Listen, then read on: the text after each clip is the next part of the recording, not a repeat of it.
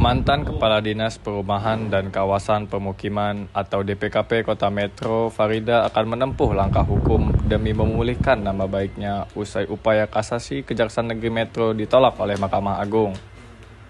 Berdasarkan informasi ini oleh Tribun Lampung dari kuasa hukum Farida, usai diputus tak bersalah pada tingkat pertama di Pengadilan Negeri Metro, pihak Kejari Metro melakukan upaya hukum hingga tingkat kasasi ke MA pada perkara pidana penipuan dan penggelapan jual beli tanah. Kuasa hukum Farida, Dedi Setiawan, menyebut pihaknya kini telah menerima petikan putusan MA yang berisi penolakan permohonan kasasi yang diajukan oleh Kejari Metro. Langkah selanjutnya, lanjut Dede, petikan putusan MA itu nantinya akan disampaikan ke Badan Kepegawaian dan Sumber Daya Manusia Kota Metro dan Badan Kepegawaian Negara. Ia menambahkan pihaknya akan menempuh langkah hukum untuk merehabilitasi nama baik kliennya.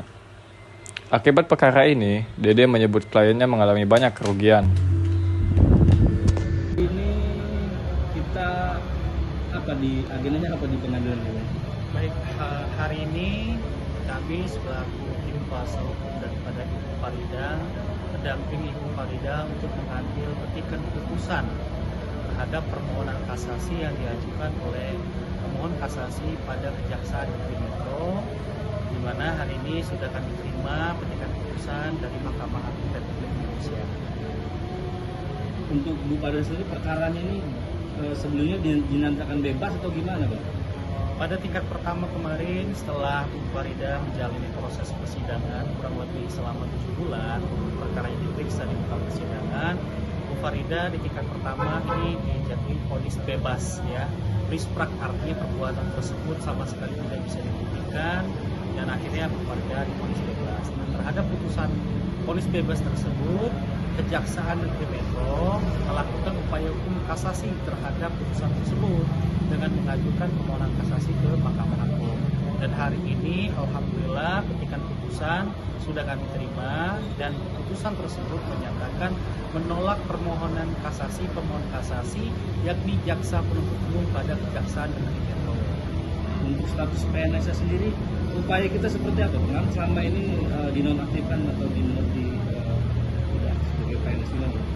Baik, kemarin ini kan karena memang status Ibu Farida ini kan sebagai seorang terdakwa pada tingkat pertama kemarin, sehingga status jabatannya sebagai eselon 2 ini kan sudah diberhentikan secara tetap, dan statusnya sebagai seorang ASN ini diberhentikan sementara. Oleh karenanya, setelah kami mengambil petikan putusan dari Mahkamah Agung Republik Indonesia ini, akan kami sampaikan petikan putusan ini kepada BKD Kota Metro dan akan kami sampaikan juga kepada BKN nantinya mengenai hasil putusan dari Mahkamah Agung itu sendiri. Seperti itu. Kalau untuk kerugian yang kita alami selama proses persidangan, selama dijadikan tersangka, itu akan ada langkah hukum lanjutan atau tidak, Pak? Terhadap kerugian-kerugian yang sudah kami alami, termasuk status ASN beliau yang memang hari ini di bulan November itu sudah harus masuk ke masa pensiun karena beliau tidak lagi menjabat sebagai eselon 2. Nah, oleh karenanya mungkin untuk upaya-upaya hukum ke depan yang pasti kami akan melakukan upaya hukum yang tegas sebagai bentuk merehabilitasi nama baik Farida. Selain daripada itu juga akan memberikan pemahaman hukum bahwa hukum tidak bisa dijadikan suatu alat kepentingan pribadi manapun. Yang mana nanti ada upaya-upaya yang kami lakukan itu adalah merupakan hak konstitusional daripada Ibu Farida.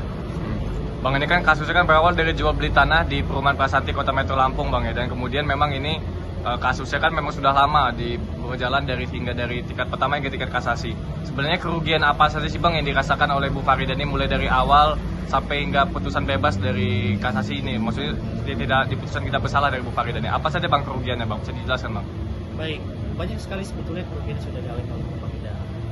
Mulai dari tercorengnya nama baik beliau sebagai seorang pejabat ya ASN di Kota Metro. Kemudian dari status jabatan eselon 2 beliau ini kemudian diberhentikan secara total.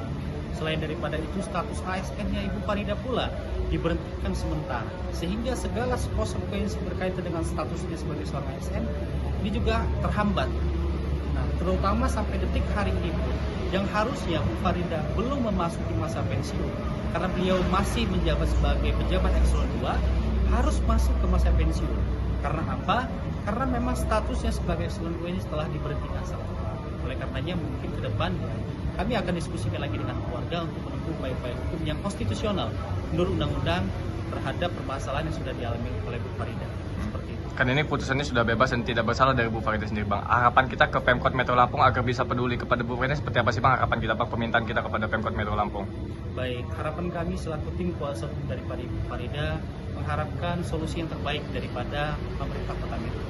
Di mana pada tingkat pertama Bu Farida sudah dinyatakan tidak bersalah, namun tidak bisa Bu Farida ini diaktifkan kembali menjadi seorang ASN ataupun mendapatkan jabatan ekselon 2 sebagaimana sebelumnya Bu Farida telah menjabat. Maka setelah mendapatkan putusan dari Mahkamah Agung Republik Indonesia ini, kami berharap dari pemerintah Kota Metro bisa betul-betul memperhatikan nasib Bu Farida. Bagaimana statusnya sebagai seorang ASN, bagaimana status beliau hari ini di bulan November harus sudah masuk masa pensiun. Jadi menurut kami kurang adil kalau memang Bu Farida ini harus pensiun di usia saat ini di bulan November. Karena apa? Bu Farida dinyatakan tidak bersalah seperti itu.